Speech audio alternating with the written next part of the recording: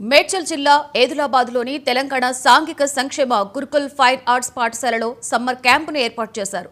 గురుకుల విద్యార్థుల కార్యదర్శి వర్షిని సందర్శించారు. విద్యార్థులు చేసినటువంటి Cheriyal painting, poetry, cartoon journalism, under writing skills, nature leaders program, photography, painting and drawing, Banjara embroidery ప్రదర్శనలను ఆమె తిలకించారు. రాష్ట్ర వ్యాప్తంగా 238 గురుకుల పాఠశాలల నుండి 1200 మంది విద్యార్థులు సమ్మర్ క్యాంప్ సదస్సులో పాల్గొని మేధాశక్తిని పెంపొందించుకోవాలని కోరారు.